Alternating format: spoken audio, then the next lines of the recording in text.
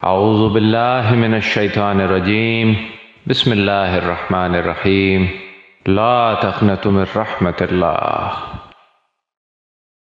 अल्हम्दुलिल्लाहि रब्बिल आलमीन वस्सलातु वस्सलामु अला सय्यदिल अंबिया वल मुरसलीन व खातमन नबीन सल्लल्लाहु अलैहि वसल्लम। अम्मा बाद फ़ाऊज़ु बिल्लाहि मिनश शैतानिर रजीम। बिस्मिल्लाहिर रहमानिर रहीम। अस्सलामु अलैकुम व रहमतुल्लाहि व बरकातहू। मेरे प्यारे नाज़रीन मोहतरम, ये प्रोग्राम यकीन के साथ आपका मेज़बान आगा मिनहाज एक बार फिर आपकी खिदमत में हाजिर है। ये प्रोग्राम आप मुलाहिज़ा फरमाते हैं हर जुमे को हफ़्ता और इतवार दोपहर 3 से 4 सिर्फ टेलन न्यूज़ पर। इस प्रोग्राम में माशाल्लाह माशाल्लाह माशाल्लाह दिन ब दिन इसकी मकबूलियत में इजाफ़ा होता जा रहा है और लोग हमें पूरी दुनिया से हमारे सोशल मीडिया अकाउंट्स पे हमसे इंटरेक्ट करते हैं, इसमें शामिल होते हैं, फ़ीडबैक देते हैं, इसको ज़्यादा से ज़्यादा शेयर करते हैं, इसको आगे बढ़ाते हैं, इसमें अपने मसाइल हमें सुनाते हैं। इसमें हमारे भाई और हमारी बहनें बड़ी मशगूल होती हैं। वो फरमाते हैं कि जब हम ये प्रोग्राम देख रहे होते हैं तो दुरूद पाक की तस्बीह हमारे हाथों में होती है। हमारे वालिदैन भी हमारे साथ शामिल होते हैं, हमारे बच्चे भी माशाल्लाह बैठकर इस प्रोग्राम को देख रहे होते हैं, दुरूद पाक पढ़ रहे होते हैं। हम इस प्रोग्राम को देख के एक ऐसी हमारे अंदर एक तवानाई आती है कि हम इस प्रोग्राम का बाकायदा से इंतज़ार करते हैं, इसको शेयर करते हैं। इसके लिए आपके हम बेहद शुक्रगुज़ार हैं, आपके बेहद मशकूर हैं। और इस प्रोग्राम में आप अपना नाम, वालिदा का नाम, डेट ऑफ बर्थ और अपने मसाइल से हमें आगाह करते हैं और हम कोशिश करते हैं कि कुरान और सुन्नत की रोशनी में आपको उसके हल बताया जाए, ऐसी कोई राह आपको सुझाई दी जाए जो अभी तक आपने इसके ऊपर अमल ना किया हो। तो हमें ये भी कहा गया, आप लोगों की तरफ से फ़ीडबैक मिला कि जी बहुत सारे लोग अल्हम्दुलिल्लाह खुशखबरियाँ और गुड न्यूज़ लेकर आए कि जब से 3-4 महीने से इस प्रोग्राम को हमने सोशल मीडिया पे देखा, इसको पसंद किया, इसमें बहुत सारे वजीफ़े हमें मिले, उसके ऊपर हमने अमल किया। तो बहुत सारी बहनों ने एक मिठाइयाँ, मतलब अपनी मिठाई के डब्बे, एक दुआया अंदाज़ में मिठाई के डब्बे हमको भेजे, जो कि हमने अल्हम्दुलिल्लाह वसूल भी किया और आपकी दुआया मिठाई के डब्बे हमने अल्हम्दुलिल्लाह यहाँ पे खाए भी और बहुत सारी दुआएं भी आपको दी कि अल्लाह तबारक व तआला ने आपकी दुआ सुनी और आपके घर में माशाल्लाह औलाद की खुशखबरी आई, आपके घर में अच्छे रिश्ते आए माशाल्लाह और आपकी निस्बतें तय हुई। बहुत सारे लोगों के रोज़गार जो थे वो बहुत अरसे से नहीं लग रहे थे, बहुत अच्छे रोज़गार लगे और घर में बहुत सारे घर तलाक की तरफ जा चुके थे। अल्लाह तबारक व तआला ने उन घरों को टूटने से बचा लिया और बहुत से घरों में लोगों ने कुरान पाक नहीं पढ़ा था, तो उम्र के उस हिस्से में जाके उन्होंने कुरान पाक को ना सिर्फ ये कि शुरू किया बल्कि उसको माशाल्लाह उसके कई पारे जो हैं उन्होंने माशाल्लाह उसके नाजरा पढ़े। बहुत से लोगों को नमाज़ पढ़ने के सही तरीके नहीं मालूम थे, तो अल्हम्दुलिल्लाह उन्होंने नमाज की किताबें उठाई अपने अपने मकासद के हिसाब से, अपने अपने मसालिक के हिसाब से, और उन्होंने माशाल्लाह उसको पढ़ा और अब माशाल्लाह वो नमाज़ों के ऊपर कायम है। बहुत से लोग जमात से नमाज़ नहीं पढ़ते थे, तो उन्होंने माशाल्लाह मस्जिदों में जाके तकबीर उला के साथ नमाज का एहतमाम करना शुरू किया। बहुत सारे लोगों को अज़ान का जवाब देना नहीं आता था, तो वो कहते हैं कि जी हमारे घर में माशाल्लाह जब भी अज़ान की आवाज़ आती है हम टेलीविज़न्स को और अपने दीगर कामों को छोड़ के अज़ान का जवाब देते हैं। और बहुत सारे हमारी बहनें हैं वो कहती हैं कि खाना पकाना तो अब ऐसा है कि बग़ैर वज़ू के हम खाना नहीं पकाते। जब भी खाना हमें पकाना होता है तो सबसे पहले वज़ू करते हैं और खाना पकाते हुए दुरूद पाक पढ़ते हुए खाना पकाते हैं। तो आप यकीन कीजिएगा कि हमारे घर में माशाल्लाह खैर व बरकत इस वक्त जो है वो राज कर रही है। अपने घर के बर्तनों को रात को ढक के सोया कीजिए, इससे के खुला रहने से घर में जो है वो शयातीन आते हैं। तो ये ऐसी मतलब इस प्रोग्राम के इब्तिदाइया में, इसके इंट्रोडक्शन में कुछ इस तरह की कुछ बातें अपने दिल की करनी होती हैं, कुछ बातें आपकी सुनकर आप ही को सुनानी होती हैं, क्योंकि ज़ाहिर है अम्र बिल मारूफ व नही अनिल मुनकर का ये एक प्रोग्राम है, तबलीग दीन का एक प्रोग्राम है। और इसमें मैं और मेरी पूरी टीम और ये मेरे साथ खड़े हुए सारे ये चैनल के मालिकान और ये सारे हजरात एक नेक काम करने की सही कर रहे हैं, एक अच्छे काम करने की कोशिश कर रहे हैं और आप लोग माशाल्लाह उस पर अमल करते हैं और उसको आगे बढ़ा देते हैं। तो ये एक चिराग से चिराग, कहते हैं इल्म जितना बांटा जाए वो बढ़ता है। तो ये अल्हम्दुलिल्लाह एक इल्मी प्रोग्राम है और उसको जितना बांटा जाएगा, इसकी शमा को इतना फैलाया जाएगा, ये पूरी दुनिया में इल्म की शमा जो है वो फैलती जाएगी। हम आपके बड़े मशहूर हैं, आपका बहुत बहुत शुक्रिया। हज़रत उमर फ़ारूक रदी अल्लाह ताला अन्हु का फ़रमान है कि मैंने हुज़ूर अकरम सल्लल्लाहु अलैहि वसल्लम को कहते सुना, फरमाते सुना कि मुसलमान जो है वो मुसलमान का भाई है, वो कभी अपने मुसलमान भाई पर ज़्यादती नहीं करता, ना वो उसे बेयारो मददगार छोड़ता है, ना वो उसे कभी दुश्मन के हवाले करता है। जो मुसलमान अपने मुसलमान भाई की हिमायत करता है, उसकी मदद करता है, उसकी चाहत करता है, उसके कामों के अंदर लग जाता है तो अल्लाह तबारक व तआला उसकी तमाम हाजतों को पूरा फरमा देता है। जो मुसलमान किसी मुसलमान भाई की परेशानी को दूर करता है, अल्लाह तबारक व तआला बरोज़ क़यामत उसकी परेशानी को यकीनन दूर फरमाता है। जो मुसलमान किसी मुसलमान भाई की ऐब पोशी करता है, बरोज़ क़यामत अल्लाह तबारक व तआला भी उस मुसलमान की ऐब पोशी फरमाएगा। तो ये हज़रत उमर की जो ये रिवायत है, जो हुज़ूर अलैहिस्सलातु वस्सलाम का इरशाद मुबारका है कि मुसलमान कभी मुसलमान भाई को तन्हा नहीं छोड़ता, उसको कभी दुश्मन के हवाले नहीं करता।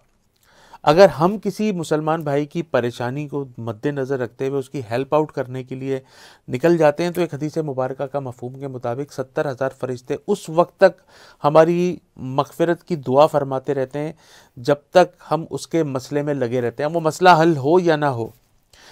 अगर मिसाल के तौर पे मेरे पास कोई परेशान हाल मेरा मुसलमान भाई आया और मैं उसके मसले के हल करने के लिए अपने घर से निकल गया, अपने घर से निकल कर घर तक लौटने तक जब तक मैं उसके मसले में लगा रहा, उसके साथ खड़ा रहा, माली तौर पे कहते हैं ना दाम है, दरहम है, कदम है, सुखन है, मतलब हर लिहाज से, जान से, माल से, जहाँ तक मुझसे हो सके मैंने अपने मुसलमान भाई की मदद करने की कोशिश की। अब वो काम एग्जीक्यूट हुआ नहीं हुआ, लेकिन एक फ़रिश्ता 70, मतलब ये एक हदीस मुबारका का मफ़हूम है कि एक फ़रिश्ता 70,000 मरतबा उसके लिए दुआए मग़फ़िरत फरमाता रहता है।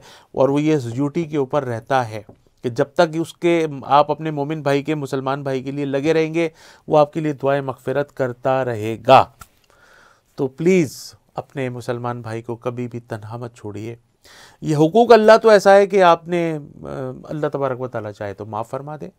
भाई अल्लाह के हुकूक है ना, वो रब्बुल इज़्ज़त है, गफूरुर रहीम है, रहमान है, मतलब वो चाहे तो माफ़ फरमा दे। भाई मैं नमाज़ पढ़ रहा हूँ, कुरान शरीफ पढ़ रहा हूँ, बावज़ू रहता हूँ, गुस्ल करता हूँ, हलाल कमाता हूँ, अपने अहलो अयाल के और अपनी ज़िम्मेदारियाँ उठाता हूँ, किसी का हक़ नहीं मारता, ये सारी चीज़ें तो हैं, लेकिन परवरदिगार तो नुक्ता नवाज़ है। वो चाहे तो छोटी सी बात पे पकड़ ले, लेकिन बहुत बड़ी बात को माफ़ भी फरमा दे।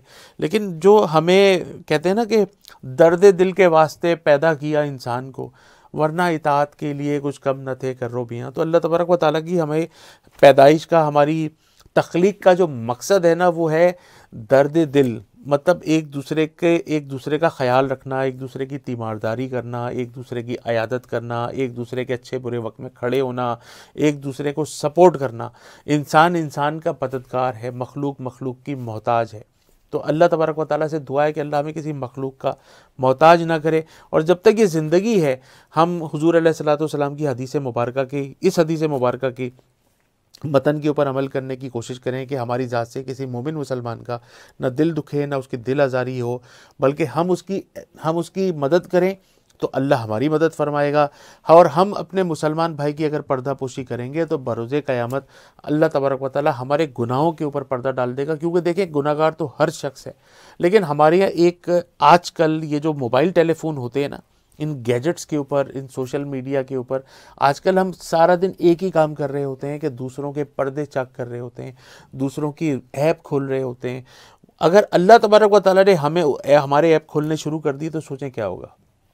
वो राज़ो नियाज़ की बातें जो हमारे तख्लीए की हैं, हमारी जलवत की हैं, हमारी खलवत की हैं, खुदा ना खास्ता वो खलवत की बातें अगर हमारी जलवत में आ गई तो क्या होगा।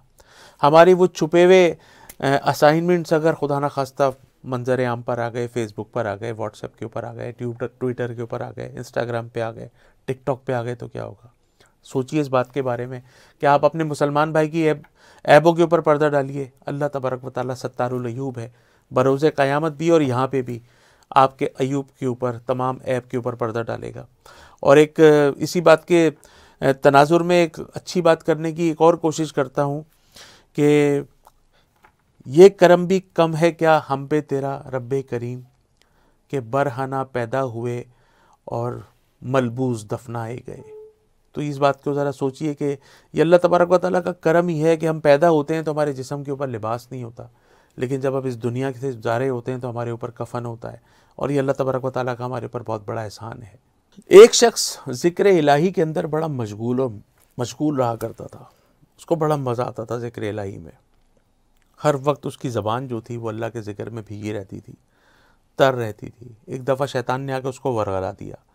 शैतान ने आकर कहा कि तू हर वक्त बैठ के ज़िक्र इलाही करता रहता है, कभी तुझे अल्लाह की तरफ से लब्बैक आया, कभी तेरे कानों में कभी तेरे लब्बैक की आवाज़ सुनी? उसने कहा नहीं। जब तेरे कानों में लब्बैक की आवाज़ ही नहीं आई तो ये जिक्र तेरे मकबूल हो ही नहीं रहे, छोड़ दे इसको। शैतान ने उसको वरगला दिया और उसने, उस अल्लाह के वली ने, उस अहलुल्लाह ने जो हर वक्त ज़िक्र में रहता था, उसने वो ज़िक्र छोड़ दिया। ख्वाब में हज़रत खिज़र अलैहिस्सलाम की ज़ियारत होती है और वो फरमाते कि तूने ज़िक्र क्यों छोड़ दिया? उसने कहा कि हज़रत वो शैतान आया था मेरे पास और उसने मुझसे आके कहा कि जब तूने लब्बैक की आवाज़ ही नहीं सुनी तो वो तो तेरी बारगाह में, अल्लाह की बारगाह में मकबूल ही नहीं है, तो छोड़ दे, क्यों कर रहा है इसको? तो मैंने छोड़ दिया। तो हज़रत खिज़र फरमाते हैं कि मैं अल्लाह का पैगाम लेकर तेरे पास इस ख्वाब में आया हूँ। तेरा पहली बार अल्लाह कहना कबूल होता है, तेरा पहली बार अल्लाह कहना, अल्लाह को पुकारना कबूल होता है, तब दूसरी बार तुझे अल्लाह की तरफ से तौफीक अता होती है कि तू ज़िक्र करे। और तेरे दिल में जब ज़िक्र की चाहत पैदा हो जाती है तो वो कबूलियत की निशानी है। यानी कि दोबारा सुनिए कि जब तू पहली बार कहता है अल्लाह, तो जब तू अल्लाह कह देता है फिर तुझे अल्लाह की तरफ से तौफीक अता होती है कि तू दूसरी दफ़ा ज़िक्र करता है। जब तू दूसरी दफ़ा ज़िक्र करना शुरू करता है, बार बार अल्लाह अल्लाह पढ़ना शुरू करता है, बार बार ज़िक्र करना शुरू करता है, तो वो जो ज़िक्र की जो कबूलियत है ना, वो अल्लाह ताला की बारगाह में जो कबूलियत है वो ज़िक्र की शान बढ़ा देती है। और ज़िक्र इलाही की जो तदबीरें हैं वो अल्लाह की बारगाह में जो हैं वो कशिश का ज़रिया हैं। तेरी हर ज़िक्र की पुकार मेरा लब्बैक जो है वो शामिल है। तो ज़रूरी नहीं है कि हम अल्लाह तबारक व तआला की शान में दिन रात ज़िक्र करें तो वहाँ से हमें किसी जवाब का भी इंतज़ार हो। ये जवाब ही तो है, ये तस्बीह, ये जवाब ही तो है कि हमारे हाथों में ये तस्बीह है, ये जवाब ही है कि अल्लाह तबारक व तआला की हमारा ज़िक्र मकबूल है। कभी भी अल्लाह तबारक व तआला की तरफ से ये आवाज़ नहीं आएगी कि हमने तेरा ज़िक्र कबूल कर लिया। लेकिन ये जो बार बार की हुड़क है ना, बार बार की तदबीरें कि यार ज़ोहर की नमाज़ पढ़ ली तो अब असर का इंतज़ार है, इसका मतलब अल्लाह की बारगाह में आपकी ज़ोहर जो है वो कबूल हो चुकी है। असर की नमाज़ पढ़ के आपको मगरिब का इंतज़ार है, इसका मतलब असर की नमाज़ अल्लाह की बारगाह में मकबूल हो चुकी है। उसकी दी हुई तौफ़ीक है और उसकी दी हुई जो तौफ़ीक है यही उसकी मकबूलियत है। तो इस बात के पेश नज़र हमें इस बात का इंतज़ार नहीं करना चाहिए कि यार हम इतना तो पढ़ते हैं, इतना कुरान शरीफ पढ़ते हैं, इतने नवाफिल पढ़ते हैं, रिज़ल्ट नहीं आता। ये रिज़ल्ट ही है। बहुत से लोगों को तो दिलों के ऊपर मोहर लग चुकी है, उनको तो ना नमाज का पता है, ना कुरान शरीफ का पता है, ना अपनी औलादों के दीन का पता है, ना अपने दीन का पता है। तो परवरदिगार अल्लाह तबारक व तआला हमें इस्तेकामत दे और हमें इसी तरह अल्लाह तबारक व तआला के ज़िक्र में मुब्तला रखे। प्रोग्राम का बाकायदा आगाज़ दुरूद पाक से करते हैं। मेरे साथ मिलके पढ़िए अल्लाहुम्मा सल्ली अला सय्यदना व मौलाना मुहम्मद व अला आलिहि व सहबिहि बारिक वसल्लिम अलैहि, क्योंकि हर मुश्किल का जो हल है वो दुरूद पाक है, हर दर्द की जो दवा है वो सल्ले अला है। प्रोग्राम देखते रहिए और दुरूद पाक पढ़ते रहिए। कराची से ज़ुहैब भाई हैं, वालदा का नाम फरमाते हैं फ़रीदा, और कहते हैं कि जी हर्निया और प्रोस्टेट का प्रॉब्लम है, बहुत परेशान हूँ। अल्लाह तबारक व तआला आपके तमाम मसाइल हल फरमाए। आप देखने वालों से, मेरे तमाम बहन भाइयों से, जितने नाजरीन हैं हमारे, उन सबसे दुआ है कि इस प्रोग्राम में जितनी भी कॉल्स सुनते हैं, जितने भी साइलों के सवालात सुनते हैं, इस प्रोग्राम को शौक़ से गौर से देखते हैं, सबके लिए दुआ फरमाइए कि अल्लाह तबारक व तआला तमाम के मसाइल हल फरमाए, तमाम मोमिनीन मोमिनात मुस्लिमीन मुस्लिमात को शिफाए कामिला आजिला नसीब फरमाए और पूरी दुनिया के इंसान जितने भी हमारे बसते हैं सबके ऊपर करम फरमाए। तो ये जो प्रोस्टेट का मसला आपने बताया, हर्निया का बताया, तो डॉक्टर इसके बारे में आपको क्या कहते हैं? अगर वो इसका ऑपरेट का बोलते हैं तो, या फिर आपको जो भी मेडिसिन देते हैं, तो आपने डॉक्टर को तो कम्प्लीटली फॉलो करना है। इसमें किसी भी किस्म का कोई रिस्क लेने की ज़रूरत नहीं है, क्योंकि उम्र के एक हिस्से में जाके इंसान को कुछ बीमारियां हो जाती हैं, जिसमें प्रोस्टेट के इशूज़ भी आ जाते हैं, हर्निया के भी आ जाते हैं, थायराइड्स के भी आ जाते हैं। और ऐसी प्रॉब्लम्स का आने का मतलब ये नहीं कि ज़िंदगी ख़त्म हो गई है। ज़िंदगी ख़त्म नहीं होती। ज़िंदगी के अंदर आजकल जो टेक्नोलॉजीज़ इतनी आ गई हैं, तो अल्हम्दुलिल्लाह साइंस ने इतनी ज़्यादा तरक्की कर ली है कि अब मेडिकल साइंस ने बहुत सारी नामुमकिन चीज़ों को भी मुमकिन बना दिया है। लेकिन हम तो साइंस को सिर्फ इसलिए फॉलो करते हैं कि हमें हुक्म है कि इलाज कराओ, वरना हमें तो किसी साइंस को फॉलो करने की अल्हम्दुलिल्लाह ज़रूरत नहीं है। हमारे पास तो वो किताब मौजूद है जिसको साइंस अब फॉलो करती है। जो साइंस कहती है कि अगर हम किसी जगह पे फंस जाते हैं तो हम मुसलमानों की टेक्स्ट बुक को निकालते हैं, जिसको कुरान पाक कहते हैं, कुरान मजीद, फुरकान हमीद। हम तो उसको खोल के देखते हैं कि उसमें क्या लिखा है, उसमें क्या कहा जा रहा है। तो अल्हम्दुलिल्लाह हमारे पास वो है। तो अल्हम्दुलिल्लाह कोई फ़िक्र और परेशानी की बात नहीं है। सूरह फ़ातिहा जो है वो सूरह शिफ़ा है। इसको बिस्मिल्लाह के साथ मिलके इशा की नमाज़ के बाद 100 मरतबा पढ़िए। बिस्मिल्लाहिर्रहमानिर्रहीम मिल हम्दुलिल्लाहि रब्बिल आलमीन वलद्दॉलीन आमीन तक। इस तरह इशा की नमाज़ के बाद बाकायदगी से 5 गाना नमाज की पाबंदी करें और इशा की नमाज़ के बाद 100 मरतबा सूरह फ़ातिहा। आपका वजीफ़ा थोड़ा सा तवील है लेकिन ये आपके मसले को इंशाअल्लाह हल करने पर इंशाअल्लाह कादिर है। तो आप इशा की नमाज़ के बाद ये वजीफ़ा करें और पानी जो है वो ज़मज़म का होना चाहिए, उसके ऊपर दम करें और इंशाअल्लाह खूब पानी पिएं और खूब अपने ऊपर दम करें और रोज़ाना एक भूखे को सदके का खाना खिलाइए। इंशाअल्लाह ताला ये प्रोस्टेट का मसला, हर्निया का मसला सॉल्व हो जाएगा। मगर डॉक्टर की दवाओं को प्लीज़ मत छोड़िएगा, उनको फॉलो करते रहिएगा। अगर वो यहाँ तक भी कह देना कि आप सर्जरी करा लें तो प्लीज़ इसकी हर्निया की सर्जरी को करा लीजिएगा, ये आपके हक़ में बेहतर है इंशाअल्लाह। इस्लामाबाद से हमारी एक बहन जिनका नाम राहीला, वालदा का नाम फरमाती हैं अनीला, कहती हैं पॉलीसिस्टिक ओवरीज का syndrome, polycystic ovary syndrome PCOS का प्रॉब्लम है और इसकी वजह से बहुत ज़्यादा परेशान है। बहुत डॉक्टर्स को, फीमेल डॉक्टर्स को, अच्छी अच्छी गायनोकोलॉजिस्ट को दिखाया मगर हमारा प्रॉब्लम जो है वो सोल्यूशन की तरफ नहीं जा रहा, जिसकी वजह से वेट बहुत बढ़ता चला जा रहा है और बहुत सारी शिकायतें जो हम बता नहीं सकते। ज़ाहिर है अल्लाह तबारक व तआला करम फरमाए हमारी उन तमाम बहनों पर, हमारे उन तमाम भाइयों पर जो किसी भी किस्म की ज़ाहिरी या पोशीदा बीमारियों का शिकार हैं। अल्लाह तबारक व तआला हर मसले से, हर परेशानी से, हर मुश्किल से तमाम को सेहत कामिला आजिल नसीब फरमाई। ये हर मुसलमान के लिए, हर इंसान के लिए दुआ करना लाजमी है। रोज़ाना हर नमाज के बाद दुआ लाजमी किया कीजिए, तमाम इंसानियत के लिए, तमाम मुसलमानों के लिए अल्लाह तबारक व तआला खुसूसी करम फरमाए। आप दूसरों के लिए दुआ करेंगे, आप यकीन कीजिएगा मेरी बात का, आप अगर दूसरों के लिए दुआ करेंगे वो दुआ आपके हक़ में ज़रूर कबूल होगी और अल्लाह की ख़ास रहमतें नाजिल होंगी। तो मेरी बहन, सबसे पहले तो आपने एक काम ये करना है जो मैं अक्सर व बेशतर एक वजीफ़ा, एक अमल बताया करता हूँ। 5 सफ़ेद अजनास, 5 सफ़ेद अजनास, आटा, चावल, चीनी, सूजी, मैदा, आटा, चावल, चीनी, सूजी, मैदा। 1 किलो की रोज़ ले सकते हैं तो 1 किलो ले लें, वरना 1 पाव भी चलेगा। 1-1 पाव ये 5 अजनास लेके और उसको रात को अपने सिरहाने रख दें और पूरी रात आपके वो सिरहाने रहे आपकी साइड टेबल पे और सुबह वो किसी मुस्तहिक को पहुंचा दीजिए। आटा, चीनी, चावल, सूजी, मैदा, इसको अपने सिरहाने सारी रात रखें और इसका सदका सुबह उठाकर किसी मुस्तहिक को दे दें। ये आपने हफ्ते में 2 दिन करना है। हफ्ते में 2 दिन कौन सा? एक मंगल और एक हफ्ता। मंगल और हफ्ते को ये 2 काम आपने लाजमी करने हैं, ये आपके लिए इंतहा से ज़्यादा ज़रूरी है। अच्छा, दूसरा मैं एक बताता हूँ कि 7 लाल गोल मिर्चें ले लीजिए, उसको अपने हाथ में लीजिए, सर से लेके पैर तक, आगे पीछे, ऊपर नीचे, दाएं बाएं, पूरे जिस्म से इसको मस करना है। किसको मस करना है? 7 लाल गोल मिर्चों को अपने हाथ में रख के मुट्ठी को बंद करें और अपने पूरी मुट्ठी को सर से लेके पैर तक, आगे पीछे, ऊपर नीचे से मस करें और इस दौरान आप पढ़ेंगे क्या? सूरह फातिहा, आयतल कुर्सी, चारों कुल सीक्वेंस के साथ, अव्वल आखिर दुरूद पाक। सूरह फातिहा, आयतल कुर्सी, चारों कुल सीक्वेंस के साथ पढ़ के इन मिर्चों को आपने जलाना है। ये वजीफ़ा आपने रोज़ाना करना है। रोज़ाना ये 7 लाल गोल मिर्चें जलानी है। जलाना इस तरीके से कि आपके पड़ोसियों को नुकसान ना हो, वरना आपका मसला हल हो जाएगा, उन बेचारों को साथ तकलीफ़ हो जाएगी, क्योंकि इसकी जो धांस होती है ये बहुत जो है परेशान करती है आपके घर में भी और दूसरों को। तो इसका तरीका मैं अक्सर बताता हूँ। इसको जलाने का भी एक तरीका है। ये तो पढ़ के तो उतार लिया ना, अब इसको उठा के तवे के ऊपर, फ्राइंग पैन के ऊपर रखें। रखने के बाद चूल्हे को ऑन करें और उसके बाद उसको कवर कर दें, उसको ढक दें किसी चीज़ से। अगर आपने उसको खुला रखा तो उसकी धांस आपके किचन में, आपके बेडरूम में, ड्राइंग रूम में, लिविंग रूम में, पूरे घर में, और उसके बाद अगर विंडोज़ खुली होंगी तो बराबर फ्लैट सिस्टम, अपार्टमेंट सिस्टम में बराबर वालों के घर में भी जाएगी, तो वो मोमिन की दिल आज़ारी का सबब बनेगी। तो बराए मेहरबानी ये काम आपने नहीं करना। अच्छा, हर नमाज के बाद यासीन शरीफ की तिलावत लाजमी करें। यासीन शरीफ के अंदर सलामुन कौलम में रब्बे रहीम है। यासीन शरीफ कल्बे कुरान है और इसमें एक जगह पर है सलामुन कौलम में रब्बे रहीम। ये 41 मरतबा पढ़ेंगे, रुक्के 41 यासीन शरीफ पढ़ें, 41 मरतबा सलामुन कौलम में रब्बे रहीम पढ़ें। उसके बाद यासीन शरीफ को ख़त्म करके अव्वल आखिर दुरूद पाक पढ़ के पानी की एक बोतल लें जिसमें ज़मज़म होना चाहिए, दम करें और पिएँ और ये वजीफ़ा करें। इंशाल्लाह ये जो पीसीओएस का प्रॉब्लम है ख़त्म हो जाएगा। डॉक्टर को बिल्कुल नहीं छोड़ेंगे आप, जो डॉक्टर ने कहा है वो लाजमी करेंगे।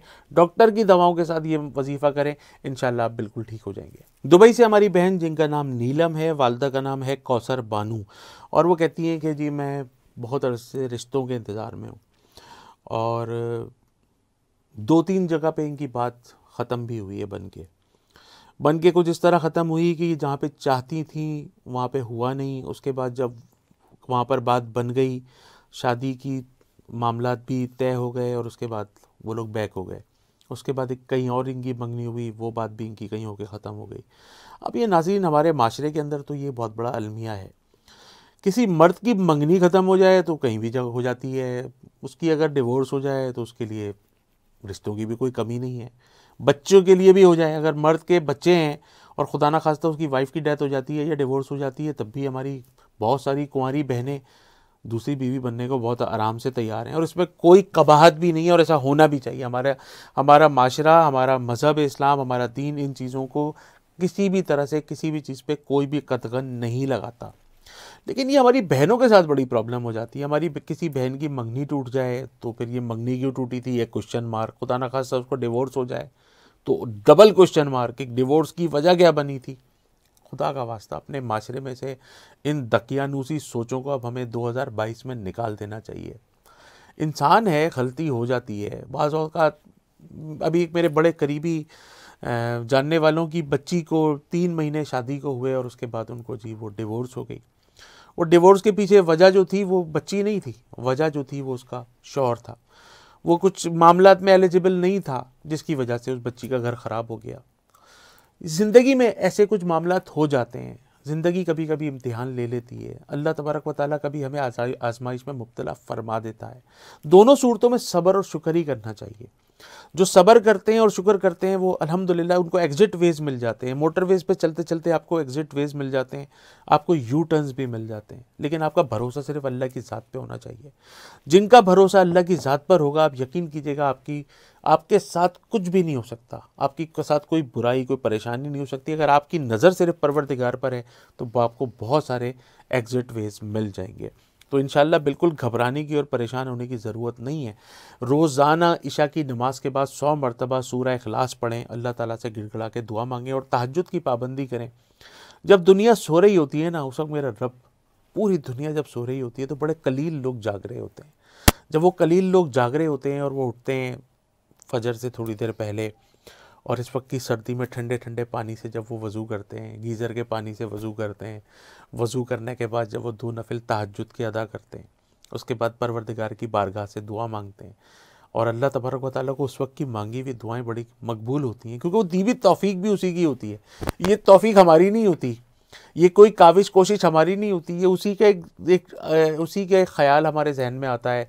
हम खुद अपने मोबाइल में एक अलार्म सेट करते हैं, खुद ही फिर उस अलार्म पे उठ जाते हैं और उठने के बाद फिर हम लोग इन मामलात में लग जाते हैं। तो ये तहज्जुद है और उसके बाद फिर फजर का इंतज़ार है, उसके बाद फिर दुआएं हैं। तो इंशाअल्लाह बहुत करम हो जाएगा, बहुत जल्दी आप हमें खुशखबरी सुनाएंगी कि अल्हम्दुलिल्लाह आपकी शादी का मसला हल हो गया है। रावलपिंडी से हमारी एक बहन जिनका नाम है सहरिश और वालदा का नाम है अनम अली, फरमाती हैं कि जी इनको गुस्सा इतना आता है कि ये गाड़ियाँ मार देती हैं। गाड़ी चलाते चलाते ड्राइव करते करते ये गाड़ी का 2-3 दफ़ा एक्सीडेंट कर चुकी हैं। घर में LCD LEDs तोड़ चुकी हैं, इलेक्ट्रॉनिक अप्लाइंसेस जूसर ब्लेंडर उठा के तोड़ चुकी हैं और गुस्से में एकदम इनकी कैफियत, इनकी हालत, इनकी आवाज़, ये सब कुछ बदल जाती है। 25-26 साल की एज है। इनके इस एटीट्यूड की वजह से ये बात मोहल्ले में भी डिस्कस होती है, इनके रिश्तेदारों में भी डिस्कस होती है, जिसकी वजह से इनकी शादी भी नहीं हुई है माशाल्लाह बड़ी पढ़ी लिखी खातून है, लेकिन ये इस तरह के अवामिल से इनके पेरेंट्स जो ज़ाहिर है ज़ईफ़ हैं बड़े डिस्टर्ब हो जाते हैं। घर में और भी बहनें हैं जिनके रिश्तों के मामलात हैं, वो भी ज़ाहिर है घर में एक आदमी अगर थोड़ा सा डिट्रैक्ट हो जाए तो पूरा घर डिस्टर्ब हो जाता है। और मैं इनको डिट्रैक्ट नहीं कहूँगा, यकीनन इनके साथ कोई ना कोई प्रॉब्लम है, लेकिन गुस्से को कंट्रोल कर लेना शेर को कंट्रोल करने से बहुत ज़्यादा भारी है। एक इंसान जो शेर को, चीते को, लेपर्ड को, हाथी को, बड़े बड़े जानवर को, बड़े बड़े हैवानात को कंट्रोल कर सकता है, उससे बड़ी आजमाइश, उससे बड़ा मार्का कंट्रोल करना है अपने नफ्स को कंट्रोल करना। तो ये जिसने अपने नफ्स को कंट्रोल कर लिया, उसने अपने गुस्से को कंट्रोल कर लिया, अल्हम्दुलिल्लाह जन्नत भी उसी को मिलेगी ना। सबसे बड़ा जहाद कौन सा है? जहाद बिन नफ्स, जो आप अपने नफ्स से करते हैं, उससे बड़ा कोई जहाद नहीं है। तो गुस्सा जो है वो हराम है, मगर इसको जो पीना जो है वो बड़ा जायज़ है। एक ऐसी चीज़ जो हराम हो और उसका पीना जायज़ हो, वो है गुस्सा। और गुस्से के बारे में जो हमें कहा जाता है वो ये कहा जाता है कि जब भी आपको गुस्सा आए, आप खड़े हों तो बैठ जाएं, बैठे हैं तो लेट जाएं, बाहर चले जाएं, वर्कआउट कर जाएं, वज़ू कर लीजिए जाके।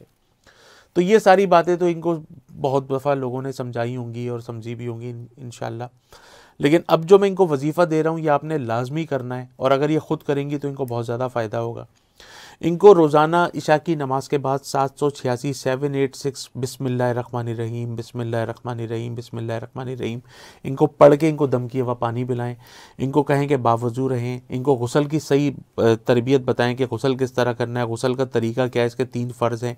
इनको सही गुस्ल करवाएंगा। जब ये बिल्कुल नॉर्मल हालत में इनको कहें बिल्कुल सही से गुस्ल करें, हर वक्त बावजू रहें, 5 वक्ता नमाज की पाबंदी करें, रोज़ाना 1 पेज या 1 रुकू कलाम पाक की तिलावत करें और रोज़ाना 786 दफ़ा बिस्मिल्लाहिर्रहमानिर्रहीम इशा के बाद पढ़ें। जमजम के ऊपर दम करके पिएँ। इंशाअल्लाह तबारक व तआला 40 डेज़ के अंदर ये इस मसले से बाहर होंगी, रिश्ता भी आ जाएगा और इंशाअल्लाह बहुत जल्दी इनकी 2022 में शादी भी हो जाएगी इंशाअल्लाह। प्रोग्राम चलता है अपने इख्तिताम की जानिब। अपने मेज़बान आगा मिनहाज को, यकीन की पूरी टीम को इस प्रोग्राम से इजाज़त मरहमत फरमाइए। इंशाअल्लाह अगले जुमे, हफ्ते और इतवार को दोपहर 3 से 4 के दरमियान ये प्रोग्राम देखिएगा और इसको आगे शेयर कीजिएगा और इसमें देखते हुए दुरूद पाक पढ़ते रहिएगा और अपना और अपने अहलो अयाल का, अपनी बहन भाइयों का, अपने दोस्त अहबाब का बहुत ख्याल रखिएगा। ट्रैफिक के कवानीन का ख्याल रखिएगा। पैदल चलने वालों को ज़रूर मौका दिया करें। ये जो बाइक के ऊपर फ्रस्ट्रेटेड मुसलमान भाई, हमारे पाकिस्तानी भाई निकलते हैं ना, ये बड़े काबिल रहम है मेरी नज़र में। और आप देखें कि इस वक्त हर शख्स परेशान है, महंगाई की वजह से भी परेशान है, कोरोना की वजह से भी परेशान है। आप अपनी गाड़ी के अंदर जा रहे हैं, आप एक 4 व्हील के अंदर हैं, आपके शीशे चढ़े हुए हैं, हो सकता है आपकी गाड़ी में एसी भी या हीटर भी हो, लेकिन जो रास्ते पे, जो सड़क पे आपका भाई हेलमेट पहनकर, जैकेट पहनकर, सर्दी के अंदर वो जो जा रहा है, पता नहीं उसकी जेब में इतने पैसे हैं कि नहीं है। हो सकता है वो कोई ऐसी कंपनी में काम करता हो कि जहाँ पे वो खाना पहुँचाने के लिए निकला हो सकता है वो कितना फ्रस्ट्रेटेड हो कि उसको सर्दी लग रही है, उसको अपने घर पे जल्द पहुँचना हो सकता है वो किसी इमरजेंसी का शिकार हो। तो अपने उन बाइकर्स का ख्याल रखिए। और मैं बाइकर्स से भी हाथ जोड़ के अपने भाइयों से कि ये बाइक तो दोबारा मिल जाएगी, इसके टूल्स भी दोबारा मिल जाएंगे, इसके एसेसरीज़ भी दोबारा मिल जाएंगी, ये बोन्स दोबारा नहीं मिलेंगी। प्लीज़ अपने ट्रैफिक के कवानीन का ख़ास ख्याल रखें। बाइक को बहुत एहतियात से चलाएं और आप अगर गाड़ी में हैं तो पैदल चलने वालों का और बाइक चलाने वालों का बड़ा ख्याल रखें। पूरी SOPs पर अमल करें। सोशल डिस्टेंसिंग को ख़राब ना होने दें, इसको पूरा फॉलो करें। अपने हाथों में हैंड सैनिटाइज़र्स को यूज़ करें और हर वक्त मास्क लगा के रखें। अल्लाह तबारक व तआला पूरी दुनिया को, सारे इंसानों को, तमाम मुसलमानों को, बिलखुसूस मेरी इस पाकिस्तानी कौम को, हमारे तमाम बहन भाइयों को हर बीमारी से, हर परेशानी से हमेशा हमेशा के लिए महरूम व महफूज रखे। अस्सलामु अलैकुम व रहमतुल्लाहि व बरकातहू। औज़ु बिल्लाहि मिनश शैतानिर रजीम। बिस्मिल्लाहिर्रहमानिर्रहीम। ला तक़नतु मिर रहमतिल्लाह।